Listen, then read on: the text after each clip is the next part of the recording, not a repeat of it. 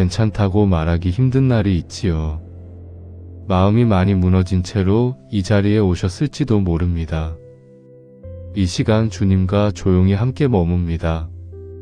하나님은 무너진 자리에서 우리를 다시 일으키시는 분이십니다. 사랑하는 성도님들, 오늘 이렇게 함께 할 수 있어서 참 감사합니다. 살다 보면 마음이 무너지는 순간들이 있습니다. 예상치 못한 아픔이 찾아오고 감당하기 힘든 상황이 닥치고 더 이상 버틸 수 없을 것 같은 때가 있습니다. 건강을 잃었을 때, 사랑하는 사람을 보냈을 때, 관계가 깨졌을 때, 경제적으로 어려워졌을 때 우리의 마음은 무너집니다. 그 무너진 자리에서 우리는 혼자 앉아 있습니다. 어떻게 다시 일어설 수 있을지, 어디서부터 시작해야 할지 알 수 없습니다. 하지만 오늘 우리는 함께 깨닫게 될 것입니다. 하나님은 무너진 자리에서 우리를 다시 세우시는 분이라는 것을 말입니다. 이사야 61편 1절은 이렇게 말씀하십니다. 주 여호와의 영이 내게 임하셨으니 이는 여호와께서 내게 기름을 부으사 가난한 자에게 아름다운 소식을 전하게 하려 하심이라. 나를 보내사 마음이 상한 자를 고치며 포로된 자에게 자유를, 갇힌 자에게 노임을 전파하며 마음이 상한 자를 고치신다고 하셨습니다. 무너진 마음을 하나님이 치유하신다는 약속입니다. 오늘 이 시간 우리는 하나님이 어떻게 무너진 마음을 세우시는지 함께 묵상하려 합니다. 이 영상을 끝까지 들으시면 다시 일어설 수 있는 힘을 얻으시게 될 것입니다. 이 시간이 은혜가 되셨다면 구독으로 함께 해주시면 감사하겠습니다. 먼저 우리의 마음이 왜 무너지는지 생각해 보겠습니다. 마음이 무너지는 이유는 사람마다 다릅니다. 어떤 분은 건강을 잃어서 무너지십니다. 평생 건강했는데 갑자기 병이 찾아왔습니다. 병원을 다니고 약을 먹고 통증을 견뎌야 합니다. 예전처럼 할 수 없는 것들이 많아지고 의존해야 하는 것들이 많아집니다. 그 과정에서 마음이 무너집니다.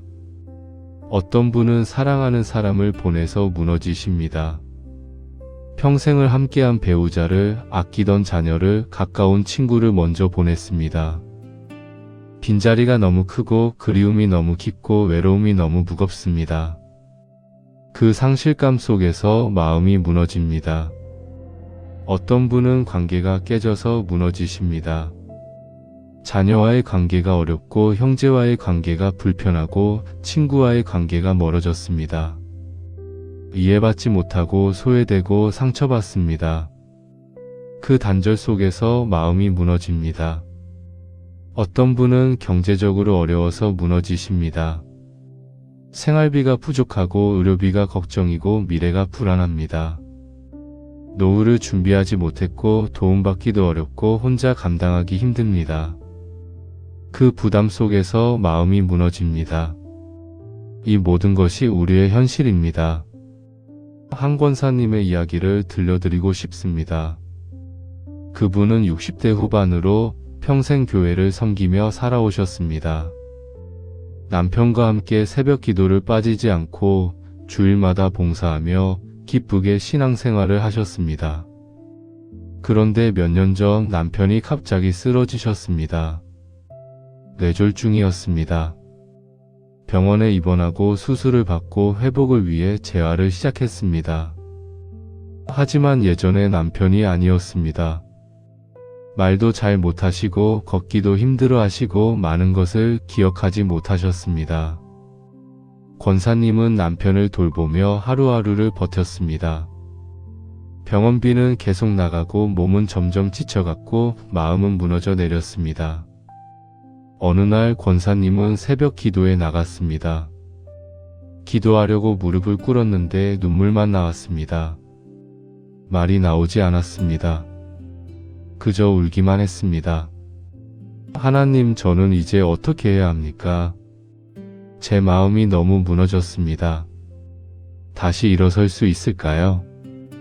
그날 그 기도 속에서 권사님은 하나님의 음성을 들었습니다. 마음 깊은 곳에서 잔잔한 평안이 찾아왔습니다. 내가 너와 함께한다. 내가 너를 붙들고 있다. 내가 너를 다시 세우겠다. 그날부터 권사님은 조금씩 달라지기 시작했습니다. 여전히 힘들었지만 혼자가 아니라는 것을 알았습니다. 여전히 어려웠지만 하나님이 함께 하신다는 것을 믿었습니다. 그리고 지금 그 권사님은 다른 어려움을 겪는 분들을 위로하며 살고 계십니다. 믿음의 가족들, 이것이 오늘 우리가 나눌 이야기입니다. 마음이 무너졌을 때 하나님은 우리를 다시 세우십니다. 그 과정은 쉽지 않을 수 있습니다. 시간이 걸릴 수도 있습니다. 하지만 하나님은 반드시 우리를 일으키십니다. 그렇다면 하나님은 어떻게 무너진 마음을 세우실까요?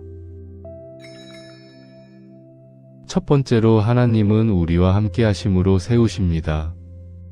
우리가 무너졌을 때 가장 힘든 것은 혼자라는 느낌입니다. 아무도 이해해 주지 않고 아무도 도와주지 않고 혼자 감당해야 한다는 생각이 우리를 짓누릅니다. 하지만 하나님은 우리와 함께 하십니다. 이사야 41편 10절은 이렇게 말씀합니다. 두려워하지 말라. 내가 너와 함께 함이라. 놀라지 말라. 나는 내 하나님이 됨이라. 내가 너를 굳세게 하리라. 참으로 너를 도와주리라. 참으로 나의 의로운 오른손으로 너를 붙들리라. 하나님이 우리와 함께 하신다고 하셨습니다. 우리를 붙들어 주신다고 하셨습니다. 우리가 느끼지 못할지라도 하나님은 우리 옆에 계십니다.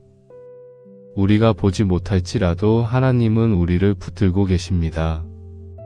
시편 23편 4절은 이렇게 말씀합니다. 내가 사망의 음침한 골짜기로 다닐지라도 해를 두려워하지 않을 것은 주께서 나와 함께 하심이라. 주의 지팡이와 막대기가 나를 안위하시나이다. 사망의 음침한 골짜기를 지날 때도 하나님이 함께 하신다고 하셨습니다. 가장 어두운 순간에도 하나님은 우리를 떠나지 않으십니다.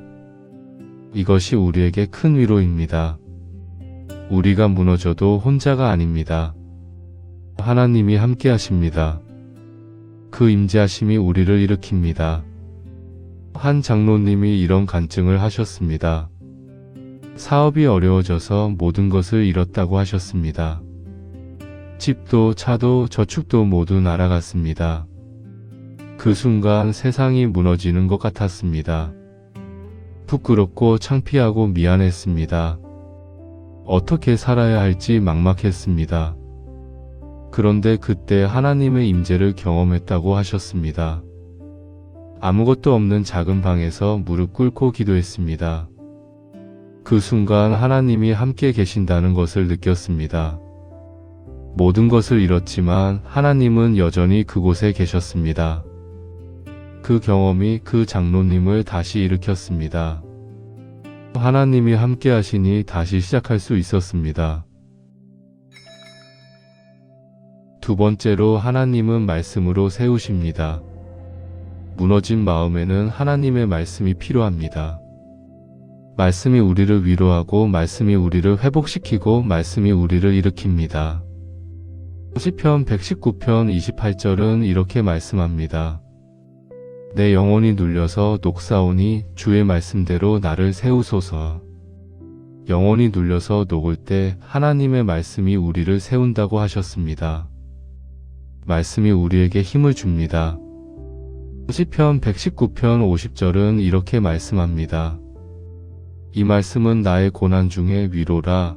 주의 말씀이 나를 살리셨음이니이다. 고난 중에 위로가 되는 것이 하나님의 말씀이라고 하셨습니다. 말씀이 우리를 살립니다.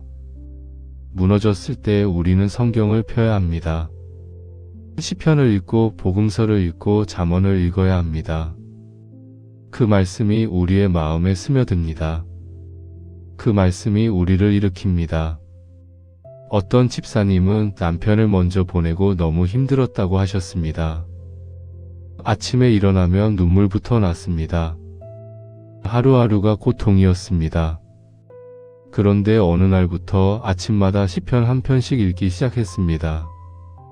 처음에는 그저 글자를 읽는 것 같았습니다.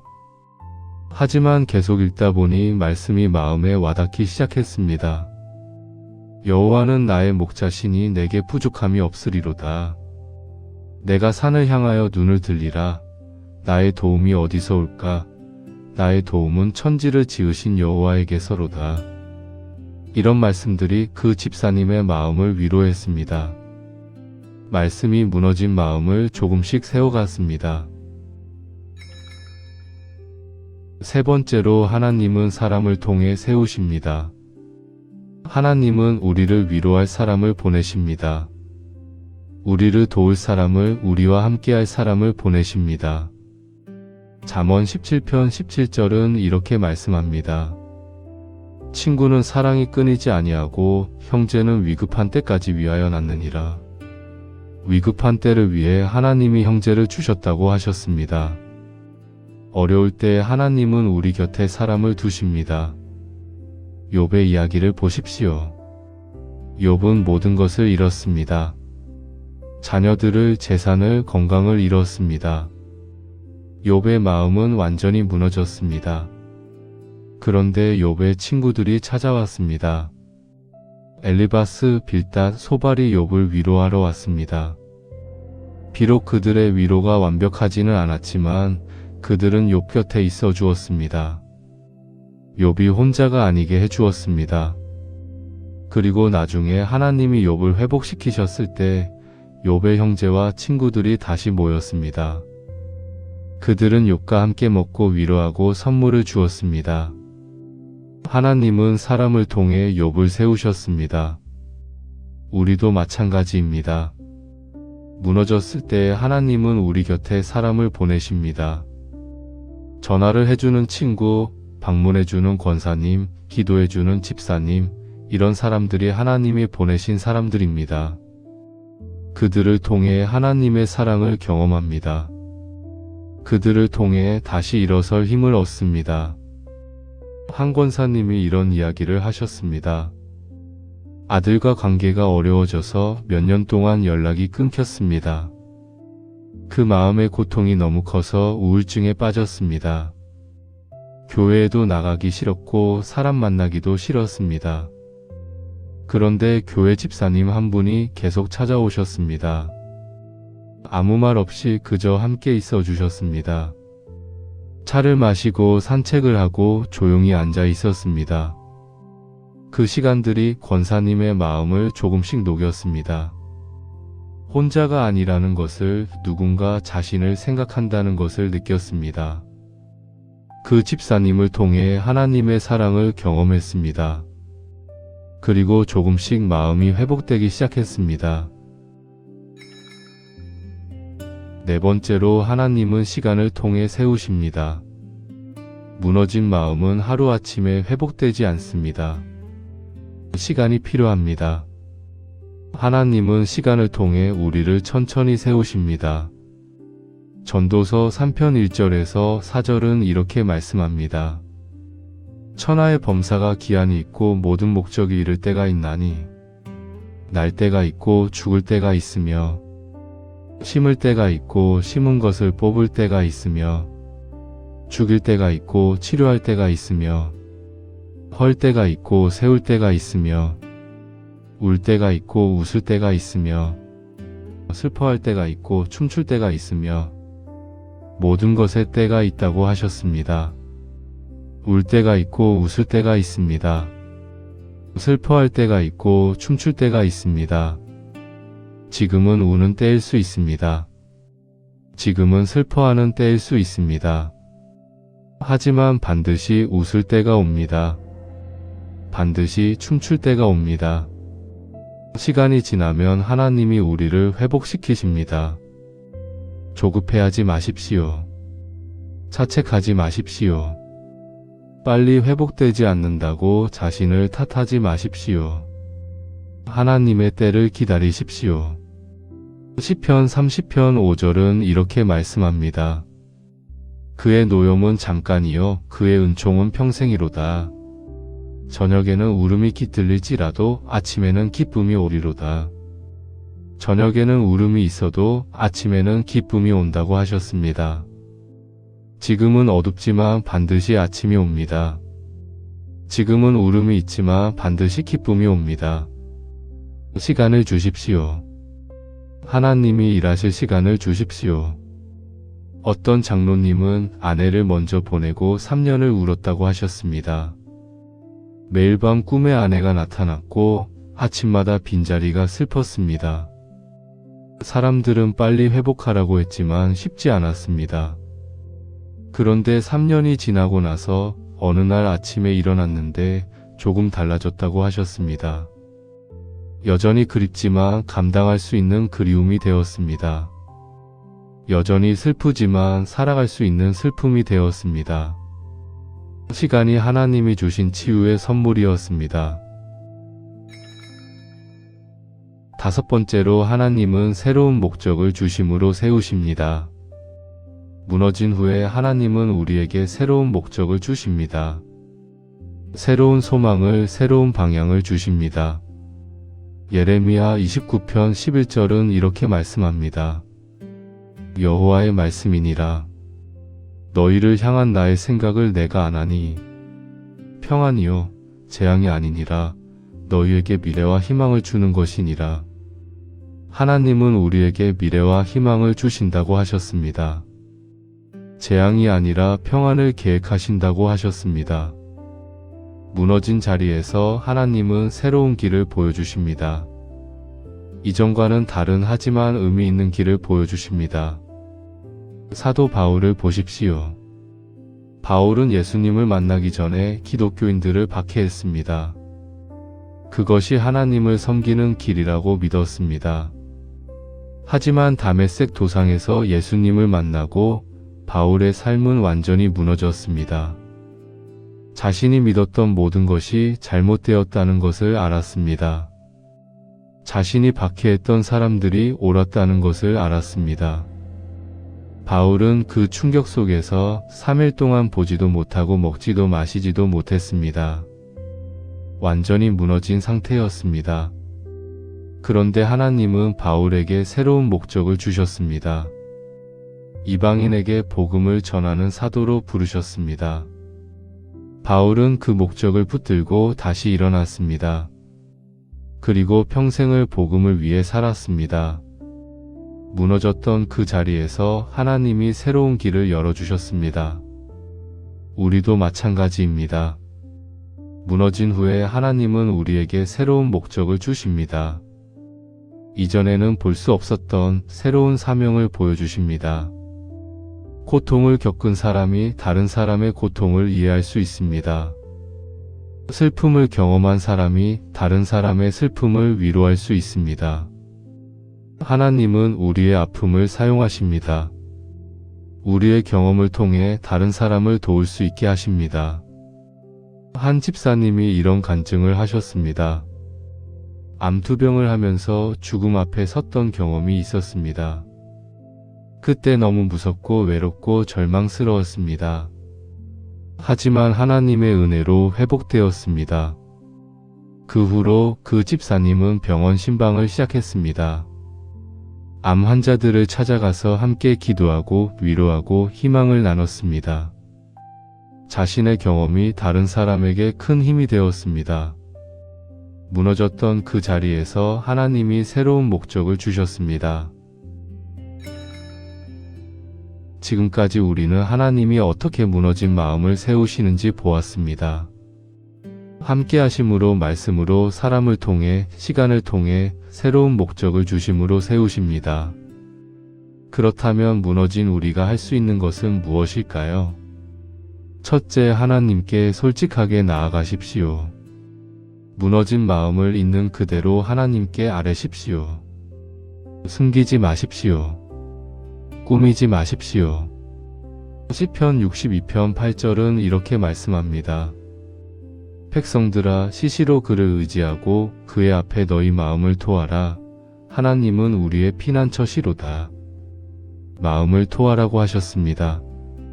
있는 그대로 솔직하게 말씀드리라는 것입니다. 하나님은 우리의 진실한 고백을 기다리십니다. 둘째, 말씀을 붙드십시오. 매일 성경을 읽으십시오. 시편을 읽고 복음서를 읽고 위로의 말씀을 찾으십시오. 그 말씀을 마음에 새기고 묵상하고 암송하십시오. 말씀이 우리를 일으킬 것입니다. 셋째, 혼자 있지 마십시오. 사람들과 함께 하십시오. 교회에 나가고 친구를 만나고 가족과 시간을 보내십시오. 고립되지 마십시오. 사람들의 사랑이 우리를 회복시킵니다. 넷째, 시간을 주십시오. 조급해하지 마십시오. 회복에는 시간이 필요합니다. 자책하지 말고 자신에게 인내하십시오. 하나님의 때를 기다리십시오. 이 네 가지를 실천하십시오. 그러면 하나님이 무너진 마음을 세우실 것입니다. 이제 성경에 나오는 한 사람의 이야기를 더 보겠습니다. 베드로의 이야기입니다. 베드로는 예수님의 제자였습니다. 예수님을 누구보다 사랑했고 따랐습니다. 예수님께 이렇게 말했습니다. 주여, 내가 주와 함께 죽을지언정 주를 부인하지 않겠나이다. 하지만 예수님이 잡히시던 밤 베드로는 3번이나 예수님을 부인했습니다. 나는 그 사람을 알지 못하노라. 닭이 울었고 베드로는 밖으로 나가 심히 통곡했습니다. 베드로의 마음은 완전히 무너졌습니다. 자신이 했던 말을, 자신의 다짐을 모두 배신했습니다. 예수님을 배신했고 자기 자신도 배신했습니다. 그 죄책감, 그 수치심, 그 절망감 속에서 베드로는 무너졌습니다. 예수님이 십자가에 달리시고 돌아가셨습니다. 베드로는 더욱 무너졌습니다. 이제 돌이킬 수 없다고 생각했습니다. 용서받을 수 없다고 생각했습니다. 그런데 예수님이 부활하셨습니다. 그리고 베드로를 찾으셨습니다. 요한복음 21편에 그 이야기가 나옵니다. 베드로가 고기를 잡으러 갔을 때 부활하신 예수님이 나타나셨습니다. 아침을 함께 먹고 예수님은 베드로에게 물으셨습니다. 내가 나를 사랑하느냐? 3번 물으셨습니다. 베드로가 3번 부인했기 때문입니다. 베드로는 3번 대답했습니다. 주님, 그러하나이다. 내가 주님을 사랑하는 줄 주께서 아시나이다. 예수님은 베드로에게 말씀하셨습니다. 내 양을 먹이라. 내 양을 치라. 예수님은 베드로를 다시 세우셨습니다. 실패한 베드로를, 무너진 베드로를 용서하시고 회복시키시고 다시 사명을 주셨습니다. 베드로는 그 후에 담대한 사도가 되었습니다. 오순절에 성령을 받고 3,000명에게 복음을 전했습니다. 교회의 기둥이 되었고 평생 주님을 섬겼습니다. 무너졌던 베드로를 예수님이 다시 세우셨습니다. 사랑하는 성도님들, 이것이 우리에게 주는 희망입니다. 우리가 아무리 무너져도 하나님은 우리를 다시 세우십니다.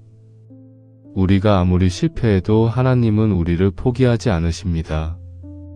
베드로처럼 우리도 다시 일어설 수 있습니다. 하나님의 은혜로 회복될 수 있습니다. 오늘 말씀을 정리하겠습니다. 하나님은 어떻게 무너진 마음을 세우십니까? 첫째, 함께하심으로 세우십니다. 우리 곁에 계시고 우리를 붙들어 주십니다. 둘째, 말씀으로 세우십니다. 말씀이 우리를 위로하고 회복시킵니다. 셋째, 사람을 통해 세우십니다. 우리를 위로할 사람을, 도울 사람을 보내십니다. 넷째, 시간을 통해 세우십니다. 천천히 조금씩 우리를 회복시키십니다. 다섯째, 새로운 목적을 주심으로 세우십니다. 우리의 아픔을 사용하여 다른 사람을 돕게 하십니다. 우리가 할 일은 무엇입니까? 솔직하게 하나님께 나아가고 말씀을 붙들고 사람들과 함께하고 시간을 주는 것입니다. 그러면 하나님이 우리를 다시 세우실 것입니다. 하나님 아버지 감사합니다. 오늘 이 시간 무너진 마음을 세우시는 하나님을 알게 하시니 감사합니다. 지금 무너져 있는 우리를 주님께서 붙들어 주소서. 혼자가 아니라는 것을, 주님이 함께 하신다는 것을 깨닫게 하소서. 말씀으로 우리를 위로하시고 회복시켜 주소서. 우리 곁에 좋은 사람들을 두시고 그들을 통해 사랑을 경험하게 하소서. 조급해하지 않고 주님의 때를 기다릴 수 있는 인내를 주소서. 무너진 자리에서 새로운 목적을 발견하게 하소서. 우리의 아픔이 헛되지 않고 다른 사람을 위로하는 통로가 되게 하소서. 오늘부터 다시 일어서는 힘을 주소서. 주님의 은혜로 회복의 길을 걷게 하소서. 무너졌던 우리가 다시 서서 주님을 찬양하게 하소서. 예수님의 이름으로 기도합니다. 아멘. 사랑하는 성도님들, 오늘 말씀 중 마음에 와닿은 부분이 있으시면 댓글로 나눠주십시오. 여러분이 경험하신 회복의 이야기도 함께 나눠주시면 감사하겠습니다. 지금 마음이 무너져 있으시다면 기도 제목을 댓글로 남겨주세요. 함께 기도하며 함께 붙들어 드리겠습니다. 운영자가 모든 댓글을 읽고 하나하나 하트를 남기며 함께 하겠습니다. 이 채널을 통해 날마다 하나님의 위로와 회복을 경험하실 수 있습니다. 구독을 눌러주시면 새로운 영상으로 매일 함께 하실 수 있습니다. 알림 설정을 해두시면 새 말씀이 올라올 때마다 가장 먼저 받아보실 수 있습니다. 좋아요를 눌러주시면 지금 무너진 마음으로 힘들어 하시는 더 많은 분들에게 이 은혜가 전해질 수 있습니다. 주님의 회복하심이 오늘도 여러분과 함께 하시길 기도합니다. 다음 시간에도 주님과 흐르는 시간으로 만나겠습니다. 주님의 평안이 여러분의 마음에 가득하시길 바랍니다.